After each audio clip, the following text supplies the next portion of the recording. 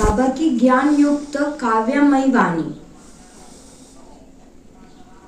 उधर सबके मन में ये उत्सुकता बनी रही कि अब इस विश्व नाटक में आगे कौन सा दृश्य आता है। योग के प्रोग्राम के समापन से पहले अमृत वेले ब्रह्मा बाबा ने ज्ञान के कई अनमोल रहस्य समझाए। बाबा बोले, वत्सो, जो कुछ भी होता है उसे साक्षी होकर देखते चलो। अपनी बुद्धि की डोरी शिव बाबा के हाथ में दे दो। मैं जानता हूँ कि आप बच्चों को माँ से बहुत प्यार था, परंतु माँ मेरी भी तो माँ थी, क्योंकि वे तो जगत की अम्मा थी और जगत में तो मैं भी सम्मिलित हूँ। देखो, बाबा ने जब इस ज्ञान यज्ञ की स्थापना के समय तन मन धन शिव बाबा को समर्पित किया था, तब बाबा ने भी स्थूल रूप में इन माताओं के ही सामने तो अपना सब कुछ रखा था और इनमें माँ तो अग्रगण्य थी।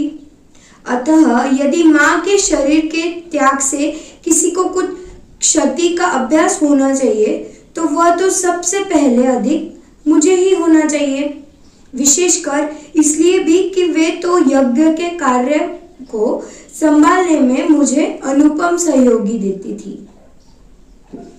परंतु बाबा तो यही सोचता है कि इस ज्ञान यज्ञ का रचयिता तो शिव बाबा ही है और इसलिए वह कल्याणकारी परम पिता हमें जैसे चलाएगा हम वैसे ही चलेंगे।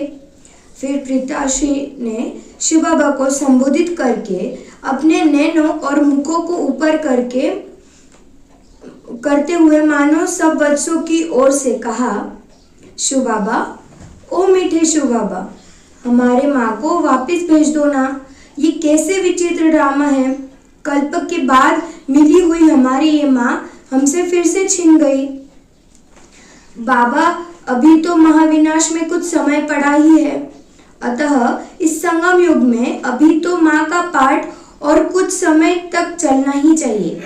बाबा इस प्रकार से बड़े अलौकिक स्वर से एवं आत्मिक स्मृति से शिव बाबा के दरबार में आवेदन निवेदन कर रहे थे, मानो उन द्वारा सब बच्चों के मन की पुकार अति उत्तम शब्दों में शिव बाबा के दरबार में सुनाई जा रही थी।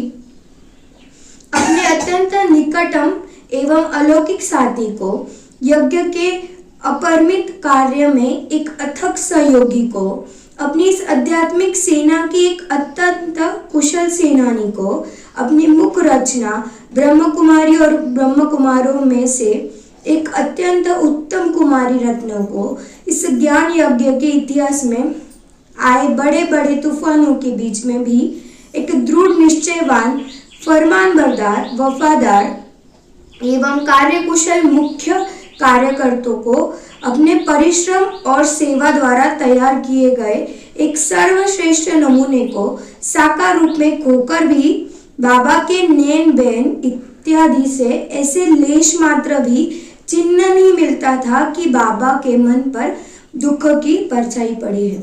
तो ये जो भी बाबा ने बोला है वो मम्मा की विशेषताओं में बोला है। तो बाबा बोल रहे कि इतना सब होते हुए भी बाबा की जो मतलब चेहरा था वो बिल्कुल भी दुख वाला नहीं था।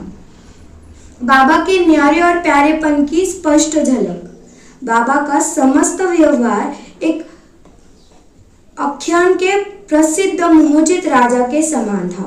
इस घटना से ये दो टूक स्पष्ट हो गए कि बाबा का प्यार सदा आत्माओं से रहा, शरीरों से नहीं। उनका स्नेह लौकिक माता पिता से भी बढ़कर था, परंतु इस घटना ने स्पष्ट कर दिया कि वह प्यार निस्वार्थ और निर्मल था।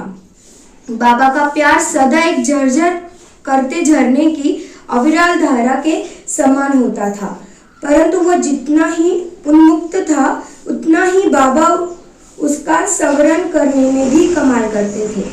विश्व मंच पर एक दृश्य को देखते देखते उस पर पर्दा पड़ जाने पर जब दूसरा दृश्य सामने आता तो बाबा अपने मन में पिछले दृश्य का चितवन छोड़कर अब के दृश्य को साक्षी दृष्टा होकर देखते चलते थे। इसलिए वे सदा न्यारे और प्यारे अवस्था में रहते थे। उनमें एक उत्तरदायित्व तथा बुजुर्गी होने के अतिरिक्त एक अजीब हल्कापन भी रहता था और इस घटना ने बाबा के अलौकिक जीवन के इस पहलू पर प्रकाश केंद्रित किया था। इससे विदित होता था कि बाबा का शुभाबा में अटल निश्चय था और इस विश्व नाटक की नियति में भी अटूट निश्चय था। उनकी अवस्था पर हर परिस्थिति में स्थिर थी। बाबा ने सर्वोत्कृष्ट प्रकार की रूहानियत से और एक उच्च कोटि के मनोवैज्ञानिक की सूझ से, एक अलौकिक शिक्षा एवं मार्गदर्शन के नाते से बहुत ही निराले ढंग से यज्ञवत्सों को इस परीक्षा से पार करवाया और एक दीप्तमान एवं कांतिमान सूर्य की तरह सामने आए बादलों को बिखर कर हटा दिया। मातेश्वरी जी के बारे में शिव बाबा द्वारा स्पष्टीकरण एवं संदेश। इधर शिव बाबा ने भी संदेश दिया कि इस कायिक रूप में मातेश्वरी जी का इतना ही पाठ था। बाबा ने कहा, वत्सो, सरस्वती के चित्र सदा युवा अवस्था के ही प्राप्त होते हैं। उनकी मूर्ति भी कभी वृद्ध अवस्था की नहीं बनाई जाती। वत्सो, क्या आपने सोचा कि इसका कारण क्या है? इसका तो यही कारण है कि इस नाम एवं रूप से उनका कर्तव्य इस अवस्था तक ही चलता है। प्रजापिता ब्रह्मा के तो सदा वृद्धावस्था ही के चित्र मिलते हैं, परंतु जगदम्बा के सभी स्मरण चिन्ह ढलती आयु से पहले के ही, क्योंकि उन्होंने इस सृष्टि मंच पर ज्ञान के राजों तथा सजों से मनुष्य आत्माओं को पवित्र बनाने का कर्तव्य इसी आयु तक किया। परंतु वत्सो, सरस्वती तो जगत की अम्बा है, अर्थात उन्होंने तो जगत भर के नर नारियों को ज्ञान देने का प्रत्यक्ष या अप्रत्यक्ष कार्य करना है। अतः अब वे प्रकाश में दिव्य एवं सूक्ष्म रूप से कुछ समय तक ये अलौकिक कार्य करेंगे और बाद में सतयुगी सृष्टि की स्थापना के ईश्वरीय कार्य में अन्य रीति से भी निमित्त बनेंगे। ओम शांति।